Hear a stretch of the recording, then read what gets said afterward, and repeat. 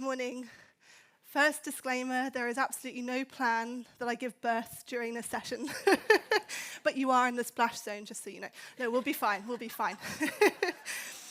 From Mumbai last year to London to now Stockholm, thank you so much, Annie and the team, for inviting a Brit back, despite the fact that I had to stand in the non-EU bit of the passport control. I'm just saying, it was horrendous. So my job today, having had a brilliant speech about systems thinking as a whole, is to take us to the next level, which is to bridge us from systems thinking to systems understanding and then systems doing. And I'm going to set up a tool that hopefully we'll be using throughout today and further on, which is this well-promised map. And it's really important to make this bridge away from systems thinking, because while that helps us to understand that we all sit within a connected system, what it doesn't help us to do is move towards change in itself. And I keep thinking back to this incredible woman. She was actually pictured on one of the pictures earlier today, who spoke in Mumbai. She was a waste picker, and she had embraced that very process of moving from thinking to understanding to doing. She observed that there was a waste issue, discarded garments all around her local community. She then understood that even though she had relatively low literacy rates, as she described them herself, had to engage around a community and also the local infrastructure and different parties to get them on board. And then suddenly she described this process of being able to sort colours of garments into thousands of intricacies of different types of colours. And she very much embraced that. And I think we can sort of use her as one of the heroes, as well as you got over there, who are sort of in the wings, but I know you're the real stars. So as I said, my job is to tell you and show you about one way to view the system. And I very much applaud the foundation for having the vision to create a map that looked a little bit different to how we often think about the system. I think that takes guts, and we'll have a look about it in a minute. But the ethos, I should say, is that we are all part of that system, and Solitaire was very much speaking to this. From my feral toddler who's sitting at home right now refusing to put on his trousers, which I'm quite sure he is, all the way through to CEOs who might also be refusing to put on their trousers, I don't know, but also through to local people whose lands are extracted for particular materials, hidden workers, as well as you innovators here today. We were all part of that same system. And there's a moment, I think, for hope here. Many benefit from the system today. Not just brands from a commercial perspective, which is awkward because, yes, I stand here representing a corporate, but also many people for whom the system offers them a platform to do something different, to innovate.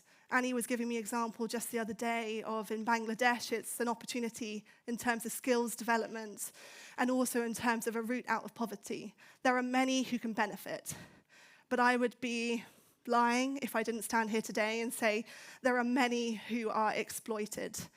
Hidden workers whose lands are extracted, manufacturers who aren't listened to. And there are also some who never see the system.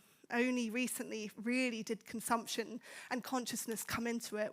It was a system designed where we had to seamlessly see the clothes that we wore without really knowing what we did before with them or after them. There are some who never see that system, and they exist today. But if we don't see that system, we can't change it, which is why the map that we're going to use today exists.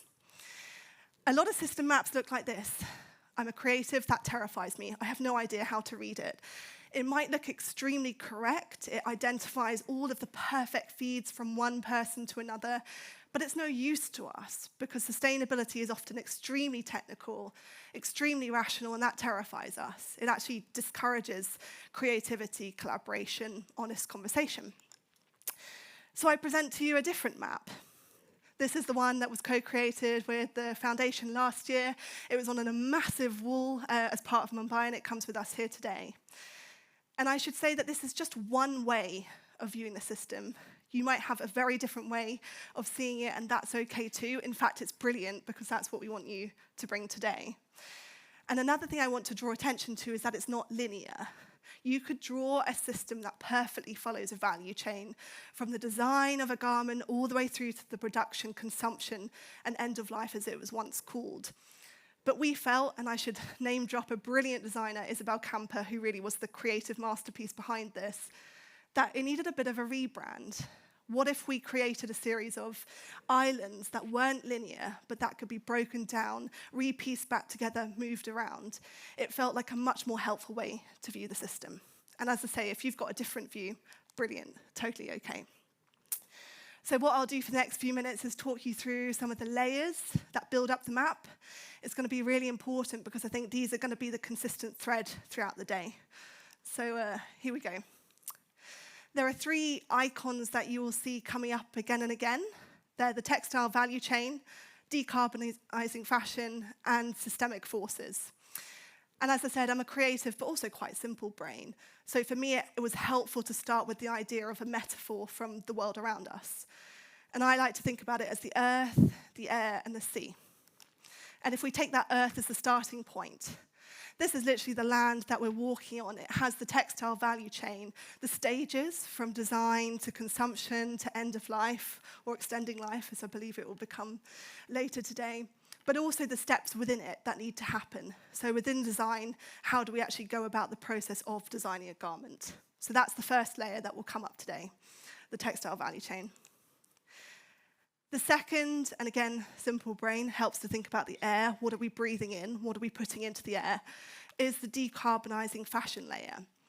So with an industry assessment conducted a couple of years ago, this identified where those example hotspots are. Where are the central points of more carbonization happening across the value chain? And these are represented on the map as these sort of clouds, the things that we breathe in the air. And that helps us to have a conversation around where are those problematic areas gravitating towards and what can we do about them from a carbon perspective. But of course we know that this is much more than about carbon. There are some systemic forces. I think about these as the sea.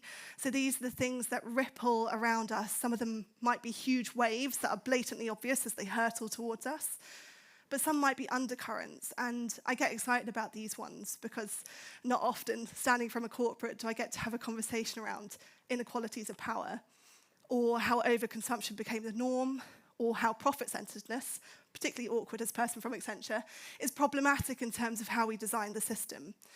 But if we can't name these forces, and you might have more in mind, there are a few more on the actual map, we can't possibly confront some of the biases and issues within the system that most importantly need addressed to overcome that carbonisation issue. And drawing the map was a fascinating process because it enabled us to look almost from the top down and asked what's moving around the system, but also who's holding the power and who's missing. Really important questions we want to keep a hold of as we go through today, particularly who's holding the power, because I think that's one of the fundamental things that needs to shift. And while these aren't the core sort of stages of the day that you'll be going through, there are 2 more things I want to just raise attention to because I think they're helpful when we're reading the map. The first are the flows, the resources, the things that flow around. So Solitaire was talking about this a little bit, but there's often innovation, data, pulpatronics being a brilliant example of that, but also funding, demand, compliance. These are the things that influence what's flowing around the system. And then the other, of course, is actors. So these are every individual, but also every element. So there's a theory called actor network theory that believes within system design that it's not just the people who influence the system, but it's also things like technology have an active force in terms of how a system plays out. So those are the other 2, flows and actors. And it's sometimes helpful to make this feel a bit less theoretical for the action people in the room, as Solitaire said. So if we think about the innovator perspective, I think that could be helpful. And we imagine almost a blank system here.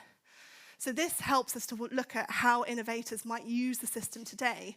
I used pulpatronics before, just an example, and I hope you don't mind. That would really help us interrogate the flow of data and traceability around that map. You're focusing on a flow there and looking at how that needs to change throughout the islands.